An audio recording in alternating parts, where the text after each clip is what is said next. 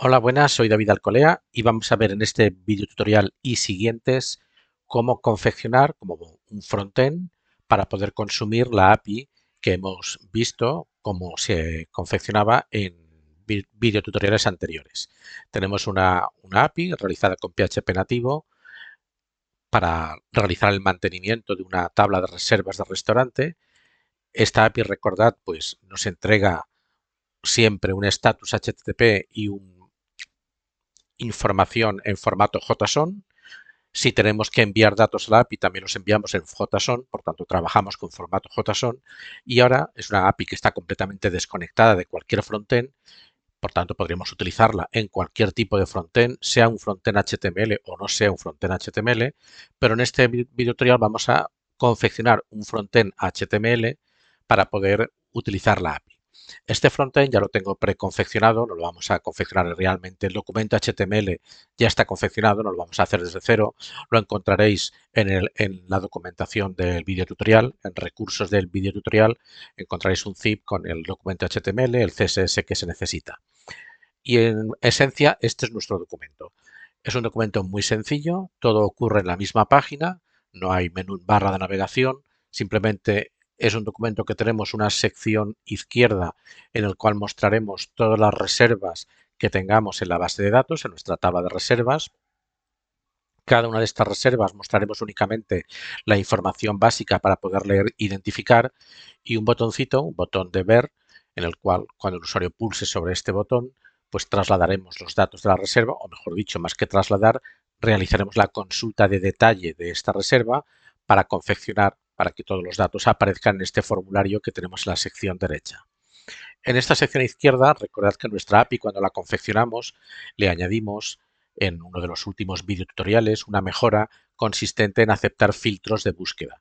Y teníamos un filtro para poder filtrar por el nombre de la reserva, de forma que la secuencia de caracteres que el usuario introduzca en este input sirva para localizar aquellas reservas en cuyo nombre aparezca esa secuencia de caracteres, y añadimos un segundo filtro complementario en el cual podíamos consultar reservas de un día en concreto, de un día determinado. Por lo tanto, este formulario, esta sección izquierda, pues hemos añadido también estos dos filtros para que el usuario sea más fácil identificar o localizar reservas. En la sección derecha es muy curiosa porque es un único formulario para todo.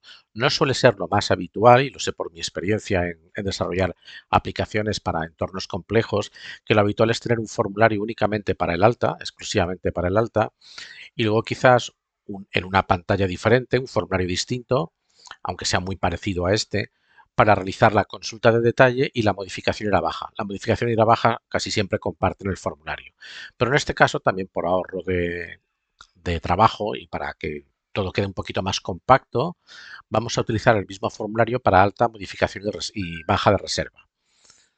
Por lo tanto, es un formulario con los tres correspondientes botones y los inputs, los controles que tiene este formulario, pues son los que corresponden con la base de datos que ya teníamos confeccionado de videotutoriales anteriores. La repasamos un momento para dar un pequeño paso atrás para seguir hacia adelante. Recordad que la base de datos restaurante únicamente tenía una tabla con la clave primaria, como no, el nombre de la reserva, fecha, hora, personas, observaciones. Nombre, fecha, hora y personas son obligatorios, observaciones es opcional, y la diferencia es que entre la finalización del video tutorial anterior, donde construimos la API, y este video tutorial donde vamos a construir un frontend para consumir la API, me he dado cuenta que nos faltaba un atributo adicional que era el teléfono de la persona que realiza la reserva, porque es muy habitual que cuando hagamos una reserva casi siempre nos piden el teléfono por si hay algún inconveniente o para confirmar la reserva cuando se acerque el día. El caso es que el teléfono pues es un dato también obligatorio, es un char de 9 y no tiene más secreto que añadirlo a la tabla y modificar el modelo de la API para añadirlo cuando hacemos el insert y el update de la base de datos. No tiene más complicaciones. Pues todos estos atributos de la tabla, excepto el ID de reserva, claro, que lo calcula automáticamente el sistema gestor, y la fecha de alta, que también la calcula automáticamente el sistema gestor, pues tiene su reflejo en este formulario. Nombre, teléfono, fecha, hora, el número de personas y observaciones.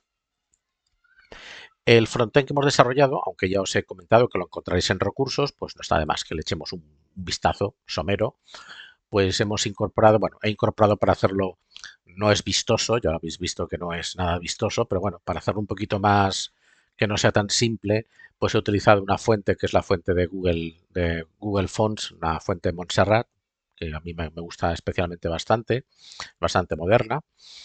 He utilizado Bootstrap, el framework Bootstrap para simplificar el CSS y las dos secciones que habéis visto pues las tenemos aquí. La sección izquierda con un formulario para los filtros, el nombre de la reserva, el filtro del nombre y el filtro de la fecha, una tabla con los encabezados de la tabla y de momento una fila estática, simplemente para ver cómo quedarían las filas una vez que las confeccionemos de forma dinámica, cuando realicemos la consulta en la base de datos a través de la API, de momento es una fila estática, y la sección de la derecha pues es el formulario pues con todos los inputs que necesitamos.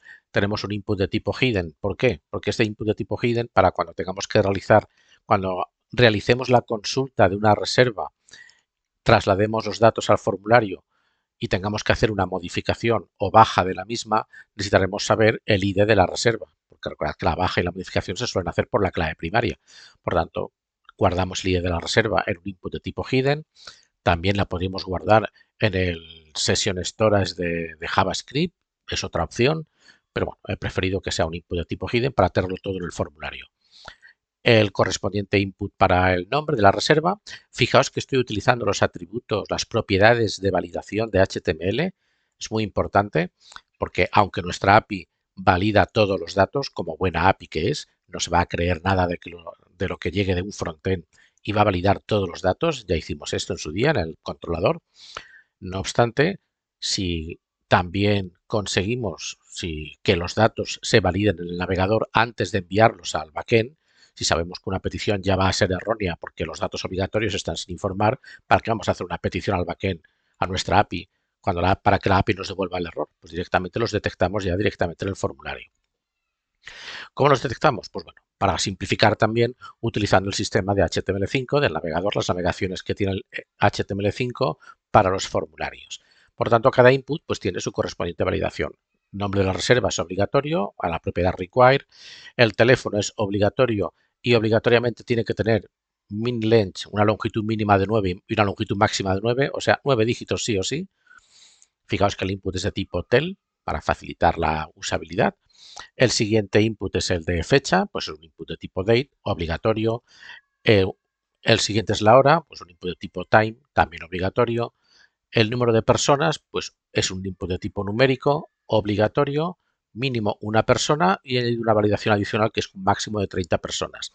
Recordad que en el controlador de la API creo que no pusimos una validación de máximo número de personas, la podéis incorporar vosotros como queráis o dejarlo como está. Yo aquí en el formulario además he puesto que no puede acceder las 30 personas. Nuestro restaurante no tiene capacidad para más.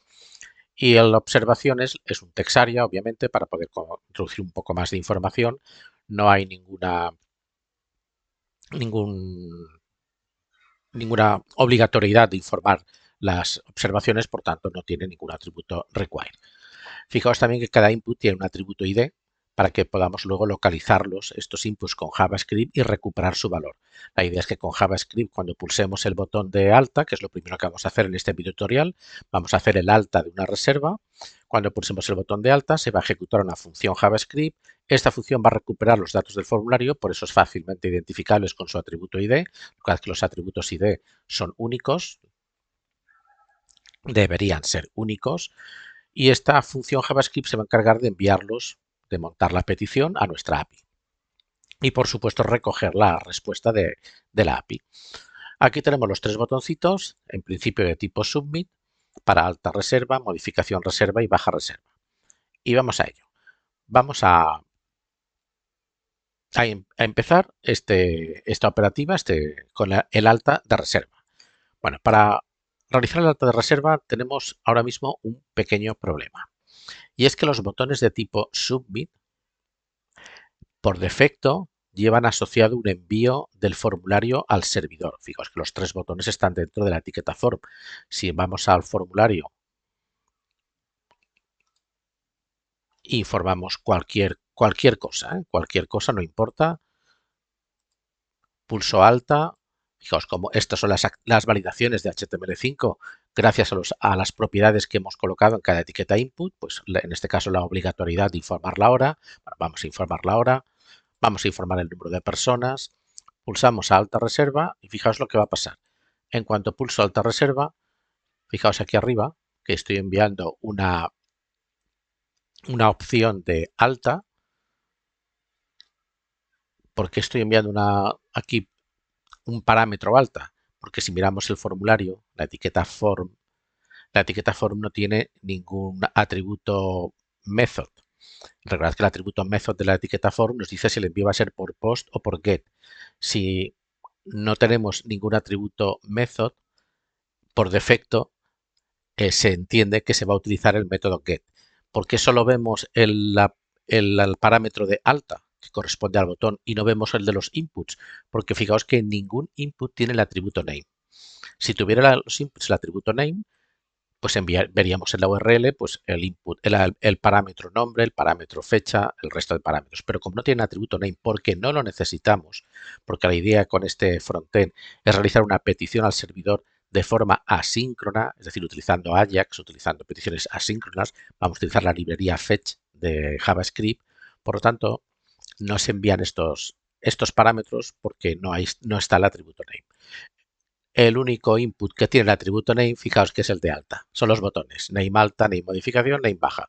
Pero si tuvieran también el ID, no veríamos nada por la URL.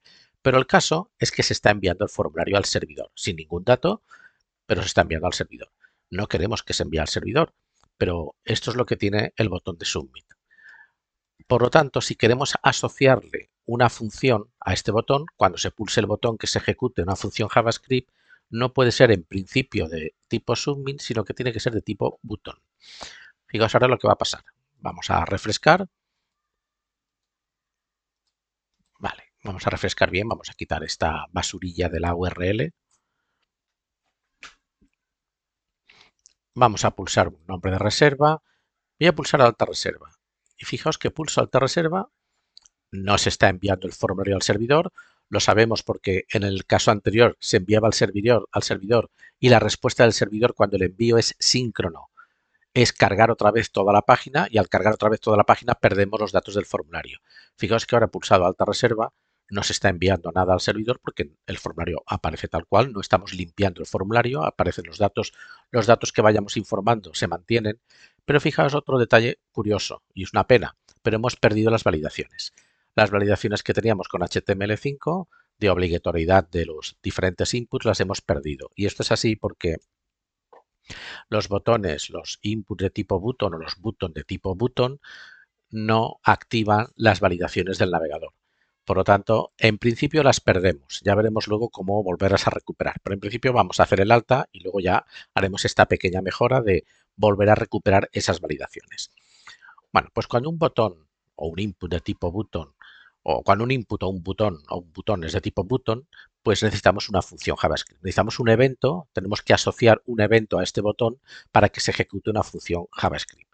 Para asociar un evento lo podemos hacer aquí directamente, lo que se llaman evento en línea, on click igual, bueno, pues cuando el usuario pulse sobre este botón, quiero que se ejecute una función que se llame alta reserva, que todavía no existe. Esta función, ¿dónde la creamos? Pues vamos a crearla dentro de nuestra carpeta assets, dentro de la estructura de este frontend, aparte del ficherito con el HTML necesario, tiene una carpeta assets donde guardamos el CSS y el código JavaScript. La carpeta JS ahora está vacía, pues vamos a crearnos un ficherito que le llamaremos alta o alta reserva, como queráis, .js, y aquí vamos a incorporar la función de alta, función alta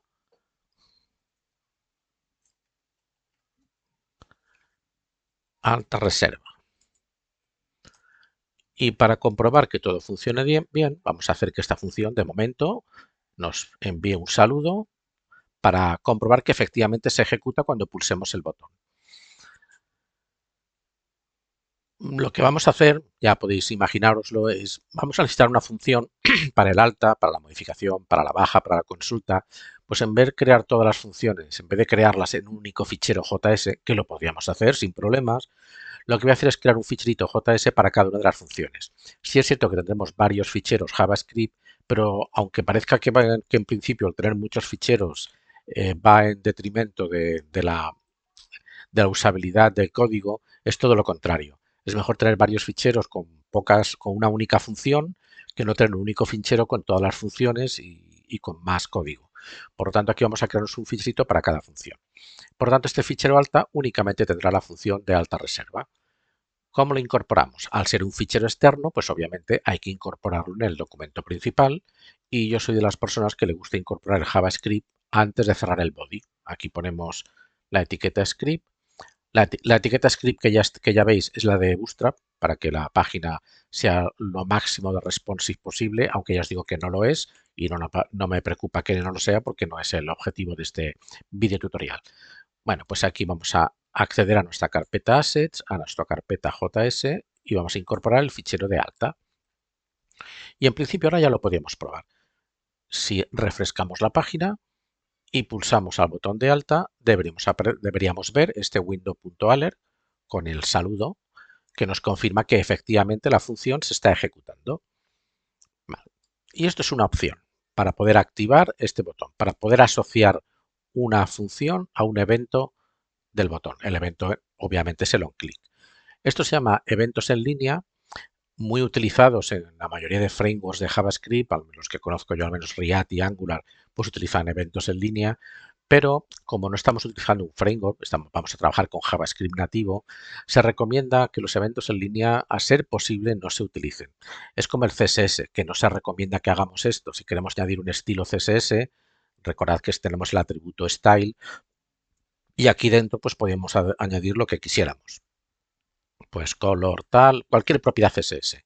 Pues igual que los estilos en línea, que sería esto, no se recomiendan, por los eventos en línea, si es posible, hay que evitarlos. Por lo tanto, vamos a ver otra alternativa a los eventos en línea, más profesional.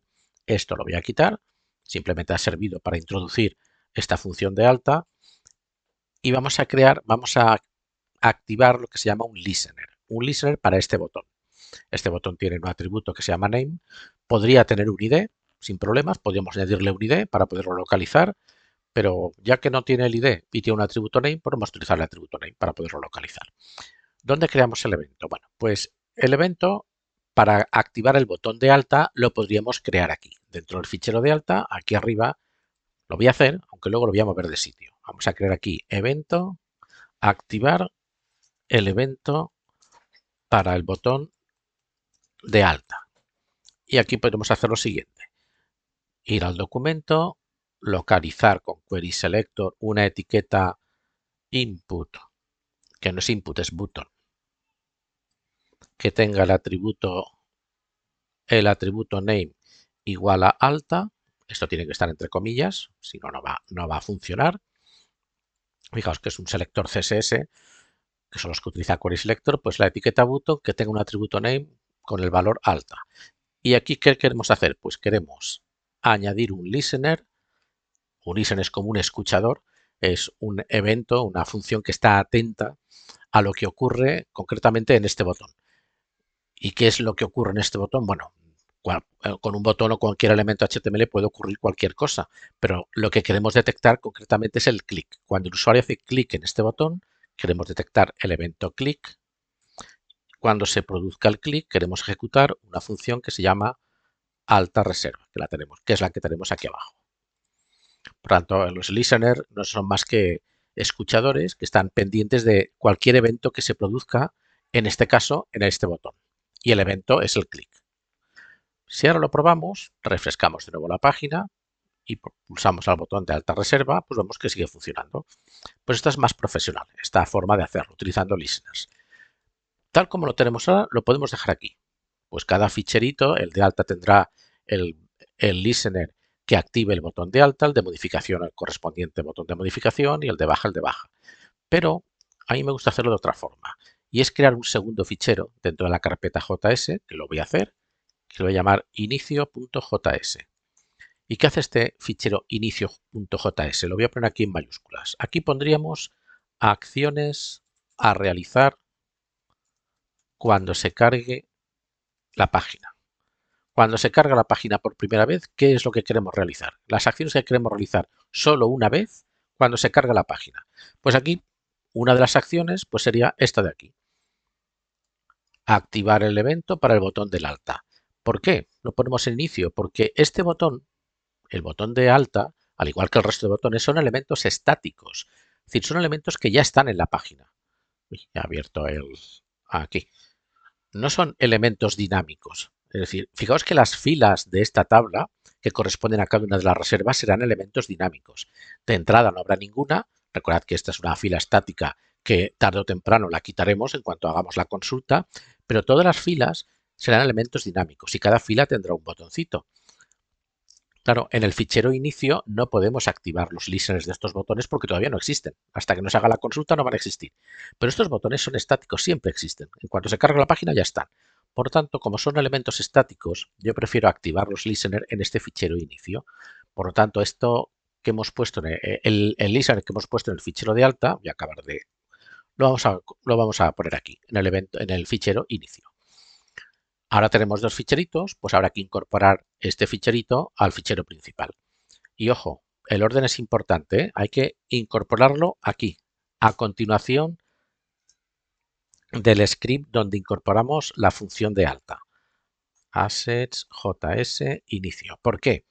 Porque este fichero inicio está activando un listener y cuando se activa ese listener queremos que se ejecute la función alta reserva. Pues bien, esa función alta reserva ya tiene que estar en memoria cargada.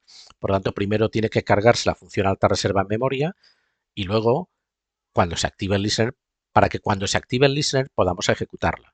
Por lo tanto, el orden es importante. Primero que se cargue la función en memoria porque este ficherito inicio la va a utilizar. Vale, pues vamos a ver si todo sigue funcionando bien. Refrescamos, pulsamos a alta, todo sigue funcionando. Vale, pues ya podemos encargarnos de ver qué hace la función de alta. El window alert ya nos ha prestado su servicio, ya lo podemos eliminar. Y vamos a ver qué tiene que hacer este ficherito. Lo que le digo siempre a mis alumnos, tanto en clases presenciales como online, es que no se lancen directamente a escribir código, lo que les pase en ese momento por la cabeza, que lo plasmen en el visual o en el editor, sino que se tomen unos minutos o unos segundos, lo que el tiempo que necesiten, en recopilar lo que vamos a necesitar para hacer un alta de reserva, que son secuencias lógicas. Fijaos que esta función va a ser una función más o menos compleja, por lo tanto vamos a tener que construir un algoritmo de programación y un algoritmo, pues bueno, no más que consiste en dividir en pequeños pasos un problema más complejo. Un problema complejo hay que dividirlo en pequeños pasos, que sean entendibles por sí mismos. Por lo tanto, esos pequeños pasos normalmente no hace falta escribir comentarios, porque si trabajamos con código robusto y código claro, solo leyendo el código, ya cualquier usuario, cualquier programador tiene que entender lo que está haciendo esta función, pero cuando nos iniciamos en la programación o mientras estamos programando esta función antes de tener, si no tenemos más experiencia, van muy bien los comentarios. ¿Qué tenemos que hacer? Pues lo primero, tendremos que obtener los datos del formulario, los datos de la reserva. Vale, ya tenemos los datos del formulario. Pues vamos a utilizar la librería Fetch de JavaScript, que es una librería que nos permite enviar peticiones asíncronas al servidor. Al servidor en este caso es utilizando a la API. Vamos a enviar una petición a nuestra API. Esa petición la tenemos que enviar en formato JSON, ¿de acuerdo? Pero vamos a construir primero un objeto con todos los datos de la petición, todos los datos que necesitamos enviar. Y luego ese objeto lo transformaremos a JSON. Por tanto, el siguiente paso es confeccionar un objeto con los datos de la reserva. Siguiente paso. El siguiente paso, al utilizar la librería Fetch, necesitamos un objeto especial que lo requiere la propia librería Fetch, que es un objeto con los parámetros de la petición. Aquí indicaremos qué método vamos a utilizar, si el método post, el método put, el método delete, si tenemos que enviar cabeceras. Cuando construyamos este paso ya lo veremos. Vale, ya tenemos el objeto con los parámetros de la petición. ¿Qué más tenemos que indicar? Pues tenemos que indicar la API a consumir, qué API queremos utilizar o qué servicio PHP queremos utilizar para que recoja nuestros datos y en este caso haga el alta de reserva. Pues también lo indicamos. Y por último, pues una vez que tenemos todos estos datos, pues ya podemos realizar la petición al servidor, o sea, a nuestra API. Pues vamos a obtener los datos del formulario. Pues para obtener los datos del formulario vamos a crearnos una variable para cada dato. Para crearnos una variable, como van a ser variables inmutables, es decir, una vez que recuperemos el dato del formulario, dentro de la función no va a cambiar el valor de la misma, no va a cambiar, podemos utilizar constantes. ¿Que no os gusta utilizar constantes? Pues utilizad variables con el let, pero no utilicéis ya el var porque el var está pasado de moda y ya no lo utiliza nadie. Más gasta mucho más recursos en memoria el var. Vamos a utilizar const porque el dato una vez que lo recojamos del formulario ya no va a cambiar en esta función. Bueno, pues el nombre. Pues vamos al documento, vamos a localizar el input que tiene el ID nombre. Recuerda que cada input tiene un ID.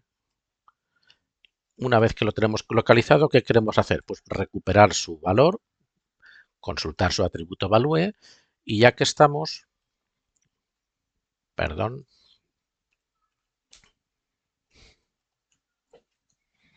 vamos a ejecutar el método trim. ¿Qué va a hacer el método trim? Pues eliminar los espacios en blanco innecesarios. Es decir, que si en el formulario, por ejemplo, un usuario nos introduce esto, un montón de espacios en blanco, luego el nombre de la reserva,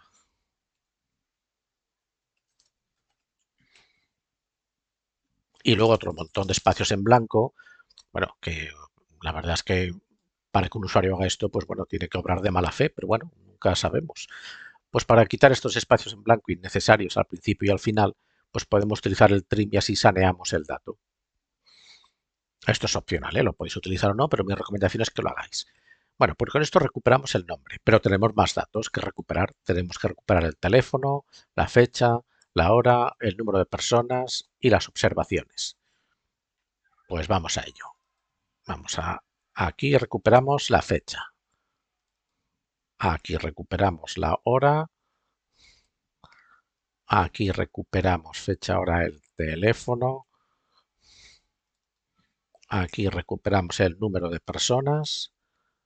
Y aquí recuperamos observaciones.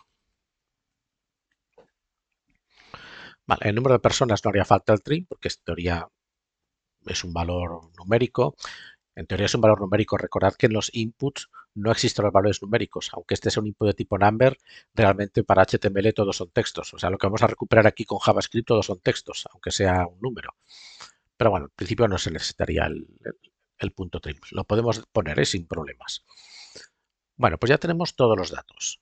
Vamos a ver ahora cómo confeccionamos el objeto con los datos de la reserva. Pues vamos a crearnos un objeto que le voy a llamar datos reserva. Es un objeto JavaScript. Los atributos serán, pues bueno, pues nombre, la variable que contenga el nombre, que es la que estamos creando aquí con el valor del formulario. Y lo mismo con el resto de datos. Como veis es bastante sencillo. La variable fecha,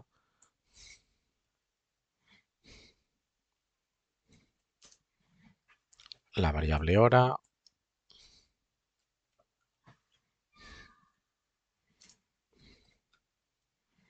teléfono,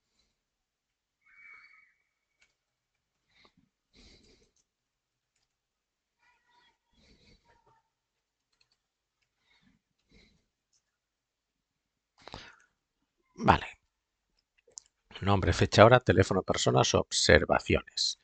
Vale, fijaos que estos son, lo que está aquí en azul son estas variables que tenemos aquí arriba. Lo que está entre comillas, que serían los atributos o las propiedades de este objeto, digamos que se llaman igual, no hace falta que se llamen igual, pero ojo, esto es súper importante, ¿eh? Nombre, fecha, el nombre de los atributos, nombre, fecha, hora, teléfono, personas, observaciones, tiene que coincidir con lo que espera recibir nuestra API. Recordad que luego este objeto lo vamos a transformar a un JSON. Voy a abrir un momentito la API para que podamos seguir el rastro de dónde va a ir a parar este objeto.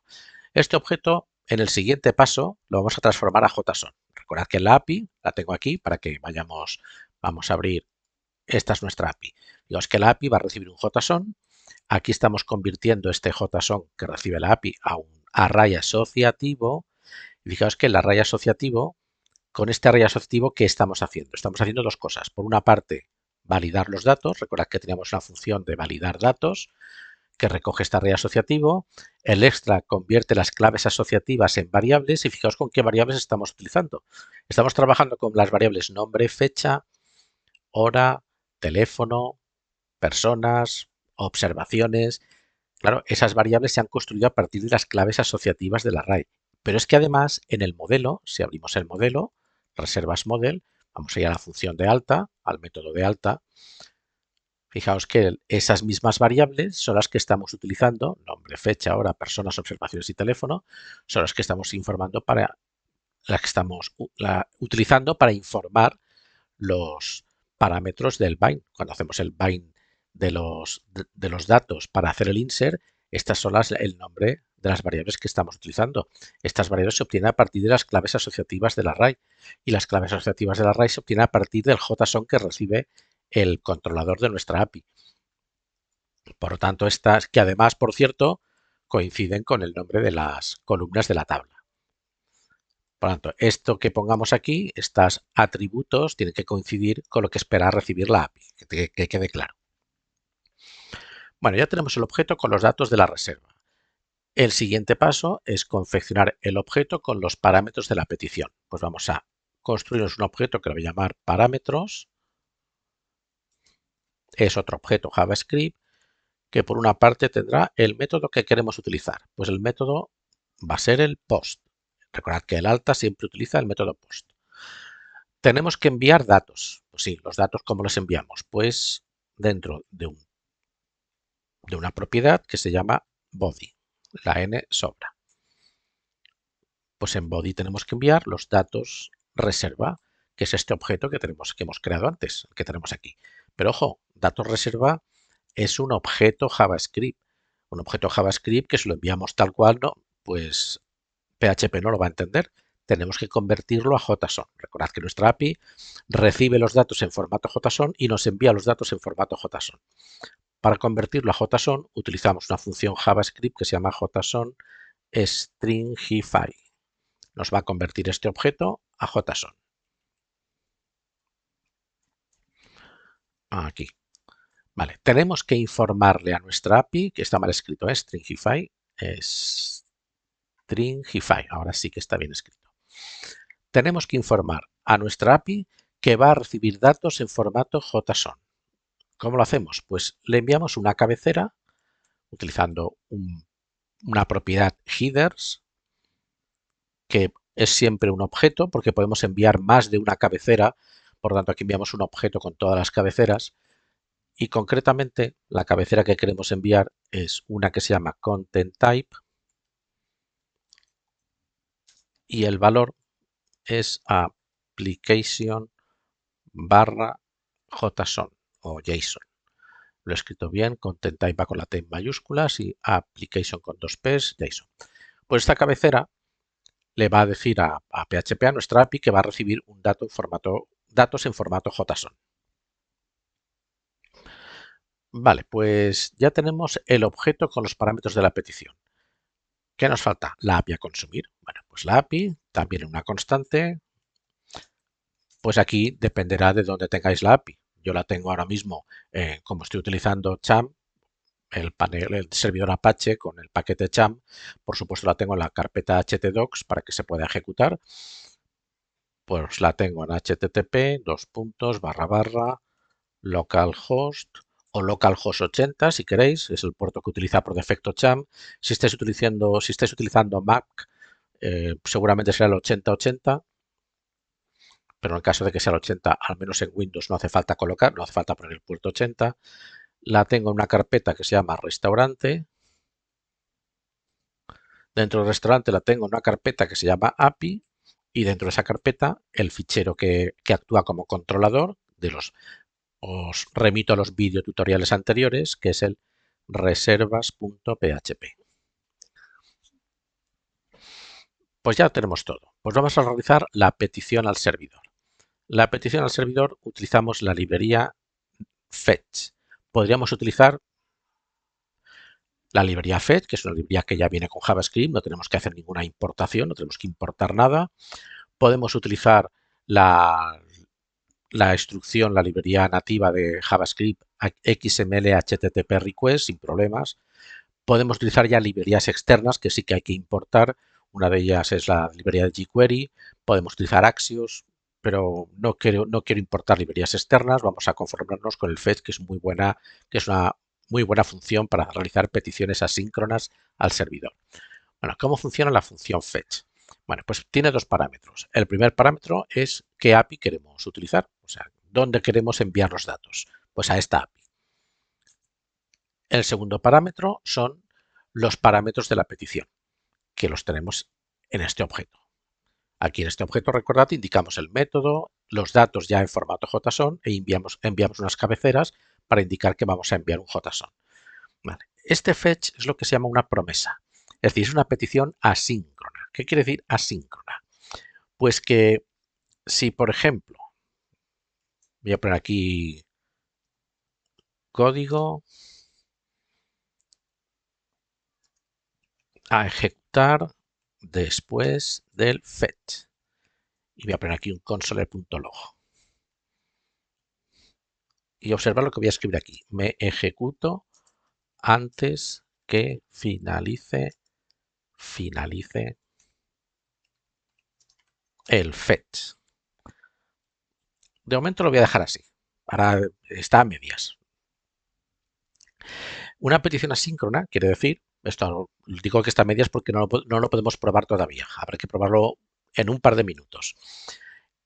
Cuando se ejecuta esta instrucción, la instrucción fetch es una petición asíncrona, quiere decir que va a hacer una petición al servidor, concretamente a esta API, y el servidor, la respuesta del servidor no es inmediata.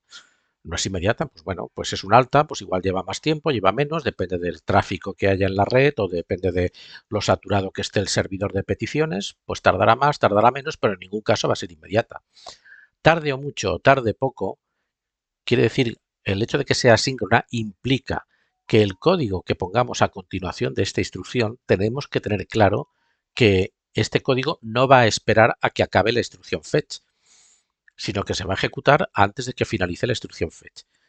Cuando finalice la instrucción fetch es posible que todo el código que pongamos aquí, en esta línea 36 y siguientes, ya se haya ejecutado. ¿Qué pasa? Que si este código que pongamos aquí depende de la instrucción fetch, aquí ponemos código que obligatoriamente se tiene que ejecutar cuando finalice el fetch, no lo podemos poner aquí. Tenemos que ponerlo en otra ubicación. Ahora veremos. Este fetch, en principio, ya nos va a hacer la petición, pero vamos a completarlo bastante más para que quede todo bien dispuesto. Nuestra petición de alta de reserva, cuando se procese en el servidor nos va a enviar una respuesta. Nos va a enviar una respuesta en forma de código HTTP. Recordad que los códigos 200 son respuesta correcta, los códigos 400, 500 son respuesta errónea. Algo ha pasado. Por tanto, vamos a completar este fetch y vamos a recoger la respuesta del servidor. ¿Cómo recogemos la respuesta del servidor? Pues en la línea siguiente ponemos .den. Esta es la respuesta del servidor. Vamos a poner aquí respuesta y vamos a utilizar una función flecha de JavaScript. Pues esta respuesta puede ser de dos tipos. Vamos a ponerla con un if. Respuesta.ok. Esta respuesta, cuando finaliza el fetch lanza la petición al servidor, el servidor tardará el tiempo que tenga que tardar y el servidor nos envía una respuesta. Esta respuesta se recoge y se confecciona un objeto con esta respuesta. Esto es un objeto JavaScript que tiene pues una serie de parámetros, una serie de atributos, una serie de métodos. Bueno, pues uno de los atributos es este OK, que es un booleano. Si tiene el valor true es que la respuesta es OK. Respuesta OK, ¿qué quiere decir? Pues que se ha recibido un HTTP status de 200. 200, 201, cualquier número de la centena del 200. Significa OK. El else, que no haría falta ponerlo, pero sí lo vamos a poner. Ya veréis por qué no haría falta ponerlo. Ahora de momento. El else, si no es un status que indique OK, pues quiere decir que algo ha ido mal. Un status 400, un status 500, algo ha ido mal. Si la respuesta es OK, pues ¿qué esperamos recibir del servidor, de la API? Esperamos recibir un JSON. Por tanto, aquí vamos a indicar respuesta.json. Vamos a ejecutar un método de este objeto que se llama JSON. ¿Y qué es lo que hace este método? ¿Y por qué lo retornamos? Porque este return lo va a recoger otra den que hay más adelante, que hay a continuación, este JSON, o sea, la respuesta, los datos del servidor, los datos que nos envía la API, que en el caso de alta creo recordar que era un simple mensaje, alta efectuada con el ID tal, un simple mensaje, pero bueno, es un mensaje, es una respuesta del servidor. Pues esta respuesta que nos vendrá en formato JSON, aunque sea un simple texto, lo va a abrir en formato JSON, pues lo que hace este return respuesta JSON, lo que hace la librería fetch es el JSON que nos va a llegar del servidor automáticamente lo convierte a un array JavaScript o a un objeto JavaScript, depende del tipo de respuesta. Es decir, que este den va a recibir el mensaje que nos envía el servidor, pero ya directamente en formato objeto JavaScript. Vamos a verlo. Vamos a poner aquí primero un console log mensaje, a ver qué contiene este mensaje que nos envía el servidor, que nos envía la API, ahora cuando podamos probarlo. Y fijaos este else. Vamos a completar el else. ¿Qué pasa si la respuesta no es correcta? Bueno, pues yo lo que suelo hacer es, voy a poner aquí un console log de la respuesta, a ver que me dé alguna. Y voy a lanzar una excepción. Voy a hacer un throw, lo tenemos aquí, new error.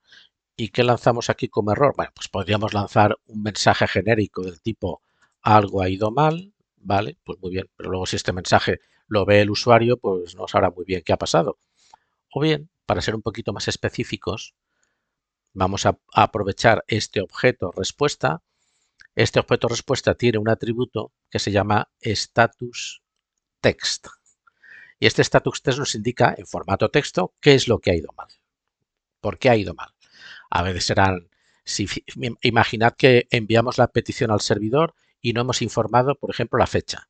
Pues seguramente este status test, el texto que tendremos será fecha obligatoria, que corresponderá a la excepción que lanzamos en la API. Esos textos que al final acabamos lanzando una excepción en la API nos van a entrar por aquí, por el respuesta status test. Es una excepción, es un throw. Estamos lanzando un error, en algún sitio tendremos que capturarlo. Ahora no lo estamos capturando en ningún sitio. Por lo tanto, lo capturamos aquí. Al final de todo, en este punto, aquí ponemos un punto catch. Aquí recibimos el error. Y aquí pues lo que vamos a hacer, pues de momento vamos a poner un window.alert alert error. Simplemente para ver qué ha pasado. Luego ya veremos si esto lo podemos mejorar un poco. Recordad que los window alerts hay que evitarlos, pero para probar nuestro frontend de momento nos va a ir muy bien. Vale, pues yo diría que lo podemos probar, que ya lo podemos probar. Pues vamos a ello. Si no se me olvida nada, vamos a refrescar, claro. Vamos a dejar la consola abierta porque nos va a interesar inspeccionar la consola. Vale, aquí la tenemos, de momento vacía. Vamos a poner un nombre de reserva, uno de estos nombres tan fáciles de introducir. La fecha, el día 15, la hora 19, personas 2. Pulsamos a alta y vemos aquí respuesta, reserva creada correctamente con el número 34. Parece ser que ha ido bien. Si vamos a la base de datos y miramos nuestra tabla de reservas, pues la vemos aquí. Pues bueno, hemos dado de alta una reserva de forma correcta. Vale, volvemos al navegador y fijaos los dos console logs que tenemos, uno en la línea 51 y uno en la línea 43. ¿Ves cómo el console log de la línea 51 se ha ejecutado antes que el console log de la línea 43? Claro, viendo el código y pensando que se ejecuta en secuencia, nos llama un poco la atención. Claro, esto es así. Si miramos la función desde la primera línea de código, todas estas instrucciones son secuenciales. Es decir, este de aquí no se ejecuta hasta que no se haya ejecutado el anterior. Todo esto se ejecuta en secuencia. Pero esas secuencias se interrumpen cuando tenemos una instrucción, una función, que sea asíncrona. Pues esta función fetch es asíncrona, que es lo que os explicaba antes, envía una petición de alta de reserva al servidor, el servidor tardará el tiempo que tenga que tardar, pero mientras no llegue esta respuesta, mientras el servidor no nos envíe la respuesta, todo el código que tengamos a partir de esta línea se va a ejecutar. Claro, ¿qué pasa si este código depende de que nos llegue la respuesta del servidor? Pues entonces no lo podemos poner aquí. La forma más sencilla sería ponerlo aquí. Este segundo den es el que recoge ya el mensaje que nos envía el servidor. Digamos que el primer den recoge la respuesta del servidor, evalúa si es correcta o no es correcta, y si es correcta sí que nos envía el mensaje, pero ya transformado. Este JSON que nos envía el servidor no tenemos nosotros que convertirlo a un array o a un objeto JavaScript porque lo hace automáticamente la función fetch.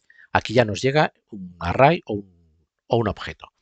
Pues aquí es donde pondríamos todo el código que dependa de esa respuesta del servidor. Aquí es donde pondríamos. Vale, pues esto simplemente servía para ver el tema de la sincronía. Bueno, ¿qué pasa cuando recibimos la respuesta del servidor si es correcta? Pues bueno, está bien, hemos visto lo que pasa en la consola, pero iría bien que informáramos fijaos lo que nos envía el servidor. Recordad que nos envía un JSON que realmente era un array con una clave asociativa respuesta y luego el texto. Bueno, pues aquí recibimos un objeto. En JavaScript ese JSON lo ha convertido a un objeto JavaScript con un atributo que se llama respuesta. Si queremos mostrar al usuario el texto de este atributo, pues simplemente tenemos que hacer lo siguiente. El console log ya lo podemos dejar comentado para que la consola no se nos llene de basurilla. Y aquí pues pondremos un window.alert, pues del mensaje que recibo del servidor quiero mostrar el contenido del atributo respuesta. Este mensaje es un objeto, quiero consultar el atributo, la propiedad respuesta de este objeto. Vamos a probar un alta de nuevo. Bueno, hay que refrescar la página cada vez que modificamos el fichero JavaScript. Vamos a poner un teléfono, una fecha, hora, personas, alta reserva, reserva creada correctamente con el número 35. Pulsamos aceptar. Si no informo un dato, ¿qué pasa? no vamos a informar ni la reserva ni el teléfono. Vamos a ver qué pasa si intento enviar una reserva con algún dato obligatorio sin informar. Pues pulsamos alta reserva y nos aparece, fijaos que algo ha ido mal, la API nos entrega un status 400, el status text, ese status 400 se está ejecutando, este console log que veis en la consola es este de aquí, el que está en la línea 38. Estamos lanzando un error con el status test y el status test lo estamos mostrando en el window.alert. Y fijaos lo que estamos mostrando en el window.alert. Error, nombre reserva obligatorio, teléfono reserva obligatorio. Aparecen todos los errores, uno a continuación del otro, separado por un punto y coma. Claro, esto lo podemos mejorar un poco, porque si aparecen muchos errores y la forma en que se lee este window alert es un poco incómoda, con todos los textos de los errores uno a continuación del otro. De momento no nos importa dejarlo así, porque es simplemente para ver cómo funciona una llamada a nuestra API, una petición asíncrona a nuestra API. Pero si esto más adelante, en el último vídeo tutorial, hacemos un repaso e intentamos solucionar estas cosillas. Digamos que no quede este alert, que no quede con todos los errores uno a continuación del otro, sino uno debajo del otro. Pero de momento es probar que todo funciona bien. Vale, pues ya tendríamos en principio el alta, pero yo no acabo de estar contento con el alta, no solo por estos errores que aparecen una a continuación del otro, pero bueno, esto es lo de menos, sino porque precisamente tendríamos que evitar que si el usuario no informa alguno de los datos obligatorios, por ejemplo, aquí yo puedo poner el 0, pues ahora mismo enviaría alta reserva Y ahora me aparece, aparte de estos dos datos que están sin informar, me aparece número de personas incorrecto, mínimo una. También tenemos un problema con los acentos que habrá que arreglar. Claro, estos datos, que son simplemente datos obligatorios, sería muy interesante que los validara ya el navegador, como teníamos antes, cuando teníamos los botones, el botón de alta, cuando era de tipo submit, sí que los validaba el navegador. Pues vamos a ver cómo hacer que estos datos los valide el navegador y a la vez que no se envíe el formulario al servidor. Vamos a hacerlo, porque sería interesante. Vamos a nuestro formulario. En nuestro formulario tenemos que el botón es de tipo button y el button, al ser de tipo button, se desactivan las validaciones. Pues bueno, pues lo vamos a volver a dejar de tipo submit. Pero ahora tendremos un problema, que si es de tipo submit, voy a refrescar, vamos a informar un nombre de reserva, el CCCCC, teléfono,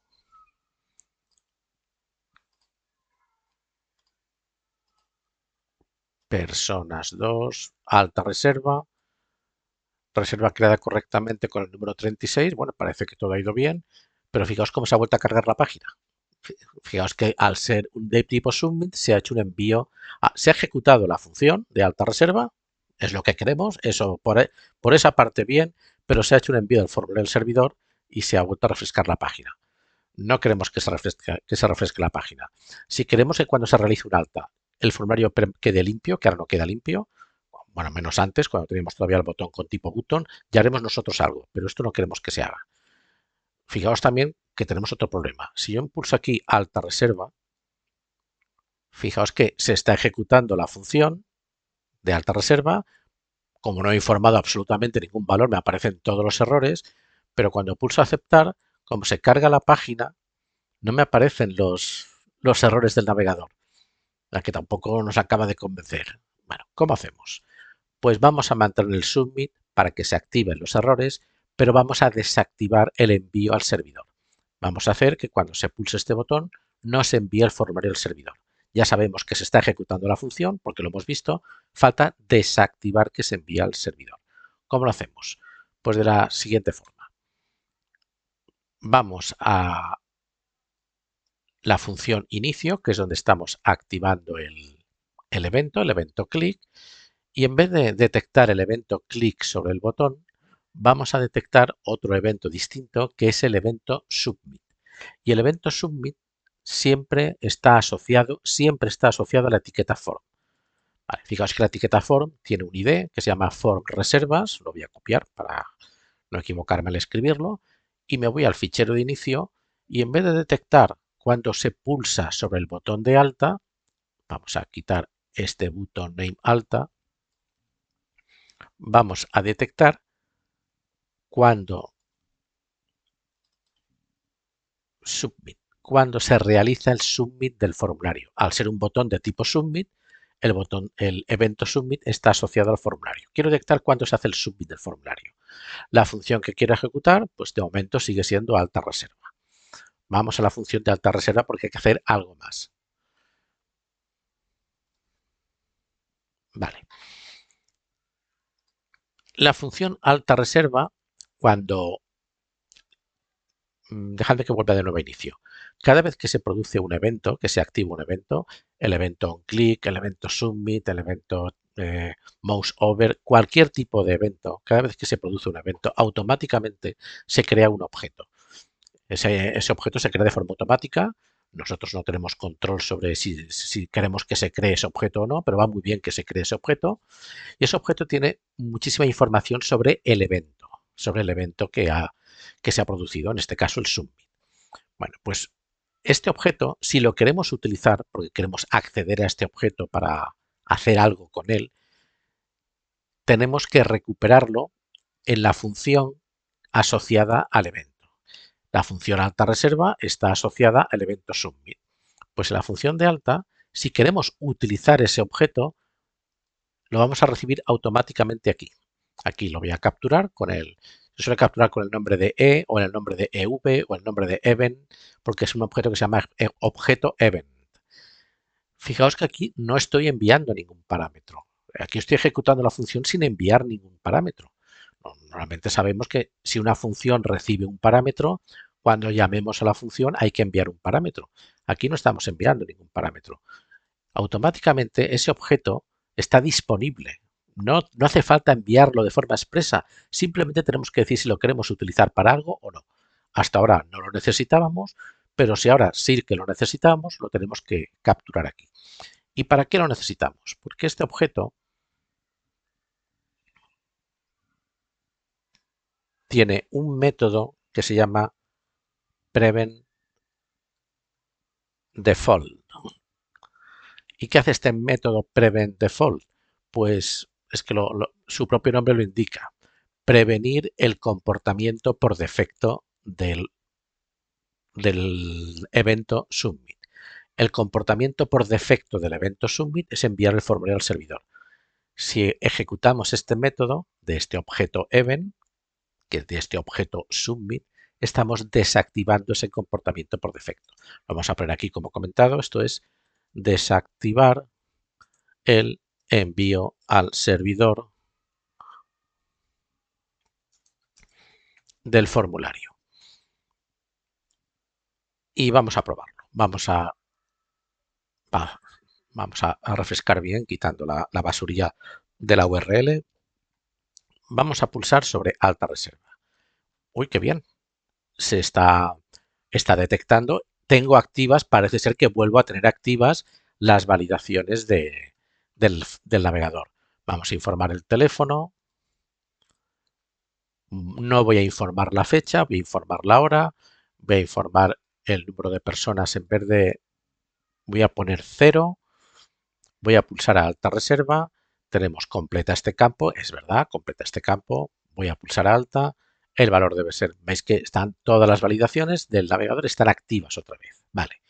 ¿Y qué pasa ahora si pulso alta reserva? ¿Funcionará o no funcionará? Pulsamos alta reserva y vemos que se ejecuta la función y ya tenemos activas las validaciones del navegador y además podemos ejecutar simultáneamente la función JavaScript asociada a este botón. Y esto es la recomendación, que no desperdiciemos estas validaciones que automáticamente hace el navegador. Bueno, pues ya tendríamos el alta. Y antes de ver, estoy pensando si hay que añadir algo más. Hay que añadir más cosas, pero lo haremos en videotutoriales sucesivos. Van a ser en total creo que 3 videotutoriales para construir todo el frontend. Lo que sí no me acaba de quedar del todo convencido es el que se muestren todos los errores a la vez.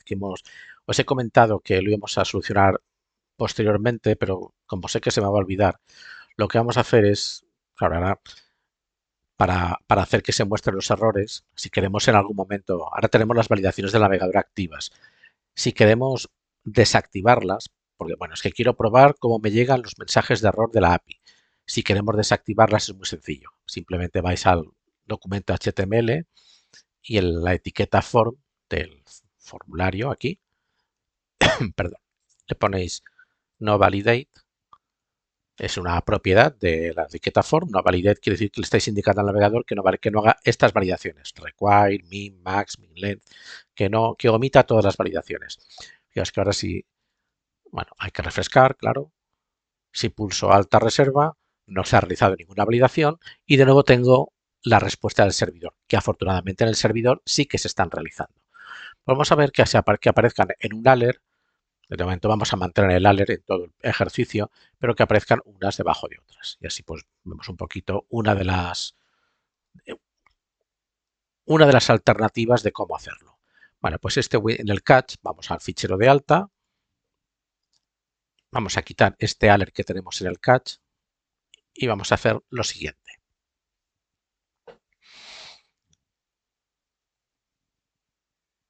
Vamos a convertir el mensaje de error, que es este de aquí, este mensaje de error, lo vamos a convertir en un array. De forma que cada elemento del array sea un único texto de error. Es decir, vamos a convertir este mensaje en un array en el cual el índice 0 del array sea este texto, nombre reserva obligatorio, el índice 2 sea este de aquí, fecha reserva obligatorio, el índice 3 hora reserva y así sucesivamente. porque es más fácil trabajar con un array, porque así podemos leer mensaje a mensaje y decidir qué hacemos con ellos. Si construir una etiqueta div para cada mensaje o bien crear un salto de línea para cada mensaje. Esa es la idea de lo que vamos a hacer. Bueno, pues ¿cómo recuperamos este mensaje de error? Digamos que este mensaje de error, esto no lo queremos, este error dos puntos, queremos únicamente el mensaje. Bueno, pues para recuperar el mensaje de error lo voy a hacer aquí en dos. Voy a crear vamos a poner mensaje error.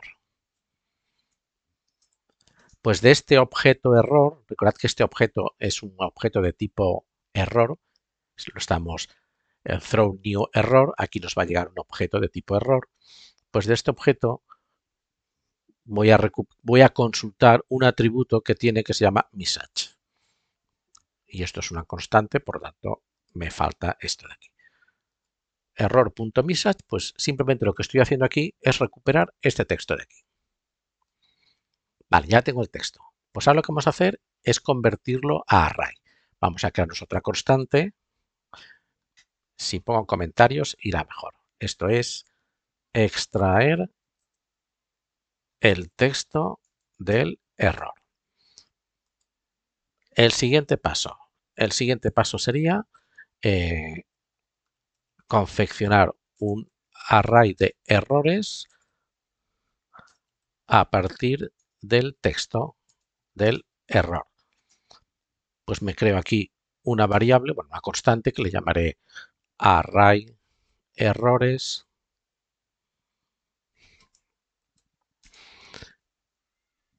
y de este mensaje error voy a utilizar una función de JavaScript nativo que se llama split. ¿Y esta función qué es lo que hace?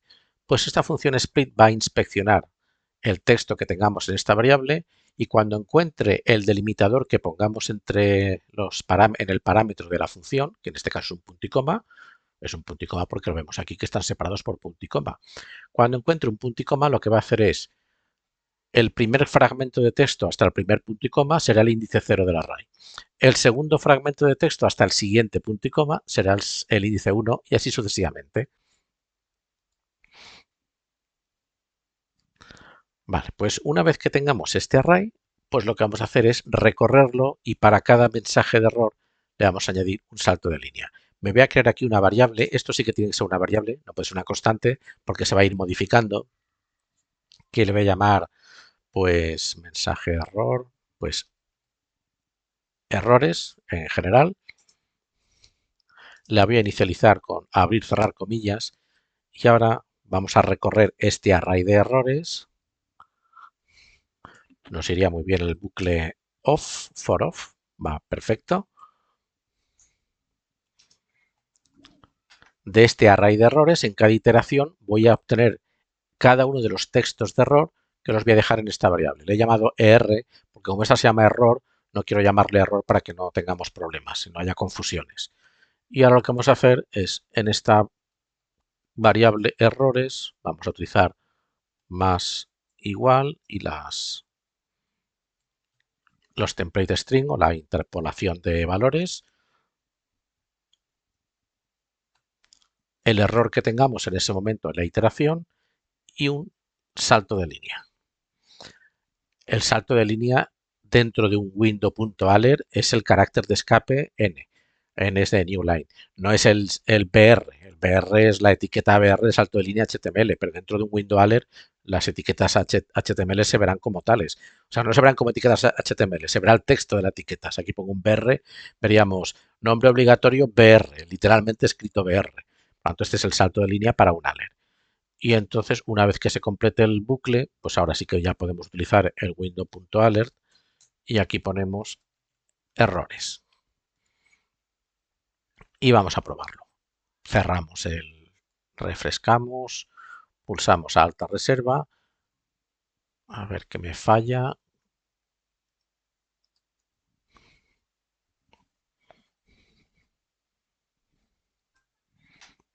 Pulso alta reserva, ahora sí, no había refrescado.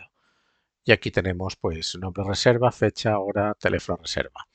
El problema de los acentos lo tendremos seguramente en la API.